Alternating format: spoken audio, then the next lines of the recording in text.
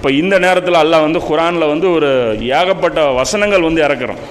அதில் வந்து 60வது அத்தியாயத்தில் ஒரு வசனம் என்ன அல்லாஹ் சொல்கிறான் அப்படின்னா, இறை நம்பிக்கை கொண்டவர்களே, எனக்கும் உங்களுக்கும் பகைவர்களாக இருப்போரை நண்பர்களாக எடுத்துக்கொண்டு நட்பின் காரணத்தால் அவர்களுடன் உறவாட வேண்டாம். எனக்கு அவங்க பகைவர்களாக இருக்கிறாரு, அந்த கூட்டத்தின் காரணத்தில் அவங்ககிட்ட நீங்கள் ஃப்ரெண்ட்ஷிப்பாக போவீங்களா? நல்லா சொல்கிறான், அவர்கள் உங்களிடம் வந்துள்ள சத்தியத்தை மறுத்து விட்டவர்கள். ஆனால் அவங்க சத்தியத்தை மறுத்து இருக்கும்போது எப்படி வந்து நீங்கள் இந்த ஃப்ரெண்ட்ஷிப் படுறீங்க? அதாவது இந்த இடத்துல என்னென்னா, ஒரு பொதுவாக நம்ம வந்து தப்பாக புரிஞ்சுக்குவோம். இந்த குர்ஆன் வச்சுக்கிட்டு சரி காஃபிர்கள் இடத்துல நட்பாகவே பழங்கக்கூடாது, அப்படி கிடையாது. அதாவது இந்த நட்புக்கு என்ன அர்த்தம் அப்படின்னா, இந்த விஷயங்கள் எல்லாமே ஷேர் பண்ணுவீங்க. அதாவது ஒரு படையுடைய ரகசியங்கள், இது வந்து உங்களுடைய அடுத்த மூமெண்ட் என்ன, இதெல்லாம் இராணுவ ரகசியம், இதெல்லாம் எப்படி இப்போ நீங்கள் லீக் அவுட் பண்ணுவீங்க அப்படிங்கிற இந்த அர்த்தத்தில் அல்லாஹ் சொல்கிறோம். அதே மாதிரி 9வது அத்தியாயத்தில் ஒரு 10 வசனங்கள் கிட்டத்தட்ட 9:13 9:24 வரைக்கும் பார்த்தீங்கன்னா இந்த சம்பவம் ரிலேட்டடாக தான் குர்ஆனில் அல்லாஹ் இறக்குறோம். சுப்ஹானல்லாஹ், சாதாரணமான ஒரு அல்லாஹ் வந்து இந்த ஒரு கோபத்தை கிடையாது.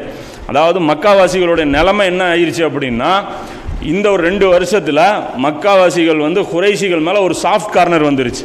ஏன்னா ஒப்பந்தம் போட்டிருக்கு, ஸ்மூத்தாக போயிட்டுருக்கு எல்லாம்.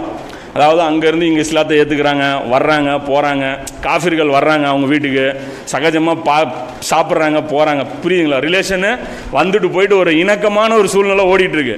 இப்போ இந்த நேரத்தில் இவங்களுக்கு பிரச்சனையே கிடையாது. இந்த ஒப்பந்தம் முறிச்சது கூட யார் முறிச்சா? குறைஷிகள் முறிக்கல, குறைஷிகளுடைய நட்பு குலத்தார் தான் முறிச்சிருக்கிறாங்க. அப்போ இவங்க மேலே இவங்களுக்கு கோபமே கிடையாது.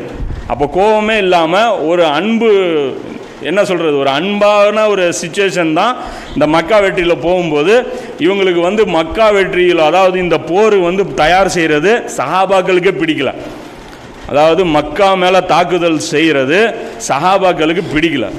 ஏன்னா ஒப்பந்தம் போட்டாச்சு, ஸ்மூத்தாக போயிட்டுருக்குது, பிரச்சனை இல்லைங்கிற மாதிரி தான் அவங்களுடைய மைண்ட் செட் இருக்குது. இது எப்படி சொல்கிறோம் அப்படின்னா, குர்ஆன்லேயே அல்லாஹ் அந்த அவங்களுடைய மைண்ட் வாய்ஸ் எல்லாம் சொல்கிறான்.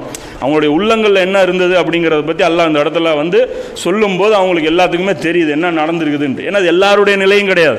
இந்த ஆரம்ப கட்டத்தில் சஹாபாக்கள் இருந்தாங்க இல்லையா, அவங்களுடைய நிலை இது கிடையாது. பின்னாடி வந்த சிலருடைய இந்த மனசு வந்து இந்த மாதிரி இருந்திருக்கு. அல்லாஹ் சொல்கிறோம் 9வது அத்தியாயத்தில் 16வது வசனம், நம்பிக்கையாளர்களே, உங்களில் யார் அல்லாஹ்வின் பாதையில் போரிடுபவர் என்றும் அல்லாஹ்வையும் அவனுடைய தூதரையும் விட்டு பிறரை அந்தரங்க நண்பர்களாக ஆக்கி கொள்ளாதவர்கள் யார் என்பதையும் அல்லாஹ் சோதித்து அறிவிக்காத நிலையில் அப்படியே விட்டுவிடப்படுவீர்களா? நீங்கள் சண்டை அல்லாஹ்வுடைய பாதையில் யார் போரிட போகிறீங்க, யார் அல்லாஹ்வுடைய பாதையில் அதாவது ஒருத்தர் அந்த நட்பு பாராட்டாமல் இருக்க போகிறீங்க, இதை வந்து நான் டெஸ்ட் வைக்காமலே நான் உங்களை விட்டுருவேன்னு நினைக்கிறீங்களா? நீங்கள் செய்கின்றவற்றை அல்லாஹ் நன்கறிந்தவன். அல்லாஹ்வையும் அல்லாஹ்வுடைய தூதரையும் விட்டுட்டு நீங்கள் காஃபிர்கள் கூட நீங்கள் வந்து நட்பு பாராட்டுறீங்களா? இதை வந்து நான் உங்களுக்கு டெஸ்ட் வைக்காமலே விட்டுருவேனாங்கிறேன். இது யாரு குறிக்கும் அப்படின்னா, ஏன்னா இது ஏற்கனவே அந்த டெஸ்ட் எக்ஸாம் எழுதி பாஸ் பண்ணவங்கள குறிக்காது. எது அந்த பத்ரு உஹதுல எல்லாம் அவங்க கடுமையான பரீட்சையை வந்து அவங்க கொடுத்துட்டாங்க. இது புதுசாக இஸ்லாத்தை ஏற்றுக்கிட்ட அந்த காலித் பின் வலீத் ரலியல்லாஹு அந்த பேட்சில் வராங்க இல்லையா, இந்த ஹுதைபியா ஒப்பந்தத்துக்கு அப்புறம் இஸ்லாத்துக்கு வர்றாங்கல்ல, அவங்கள பார்த்து அல்லாஹ் சொல்கிறான், என்ன நீங்கள் இவங்க கூட சேர்ந்து அப்படியே போயிடலான்னு நீங்கள் நினைக்கிறீங்களா? அப்படி வந்து நான் உங்களை விட்டுற மாட்டேன், நம்பிக்கை கொண்டவர்களே. அல்லாஹ் அடுத்த வசனம் 9:23 அல்லாஹ் சொல்கிறான், உங்கள் தொண்டைமார்களும் உங்கள் சகோதரர்களும் நம்பிக்கையை விட நிராகரிப்பை நேசிப்பார்களானால் அவர்களை நீங்கள் பாதுகாப்பாளர்களாக எடுத்துக்கொள்ளாதீர்கள். உங்கள் சகோதரர்களாக இருந்தாலும் சரி, உங்கள் அப்பாவாக இருந்தாலும் சரி, அவங்கள வந்து நீங்கள் பாதுகாப்பவர்களாக நீங்கள் எடுத்துக்காதீங்க. உங்களில் யாரேனும் அவர்களை பாதுகாவலர்களாக எடுத்துக்கொண்டால் அவர்கள் தான் அநியாயக்காரர்கள் ஆவார்கள். இப்போ என்னன்னா மக்காவாசிகளுடைய நிலைமை அப்படி, இங்கே பாதி சொந்தக்காரங்க, அங்கே பாதி சொந்தக்காரங்க. இப்போ இந்த இடத்துல சாதாரணமாக வருவாங்கள்ல, அதாவது இந்த ஒப்பந்தம் முறிஞ்சது கூட ரசூலுல்லாஹ்க்கு தான் தெரியும், மக்காவாசிகளுக்கு தெரியாது. மக்காவாசிகளுக்கு வந்து ரசூலா இது பண்ண போகிறாங்கிறதும் தெரியாது. தெரிஞ்சிருந்தால் அவங்க ஓடி இருப்பாங்க, இல்லைனா வந்து இங்கே மன்னிப்பு கேட்டிருப்பாங்க. அது அவங்க அசால்ட்டாக இருக்கக்கூடிய நிலையில் வருவாங்கள்ல, ஒரு 2 சொந்தக்காரங்க வருவாங்க, யாரோ ஒரு ஆள் 2 ஆள் அவங்க மதீனாவில் இருக்கக்கூடிய 2 பேரை பார்க்க வருவாங்க. இந்த நேரத்தில் பேச்சா என்ன யாரோ உங்கள் ஆளுங்க கை வச்சிட்டாங்களாம்மா சொல்லிட்டா என்ன ஆயிரும், விஷயம் தெரிஞ்சு போயிடும்.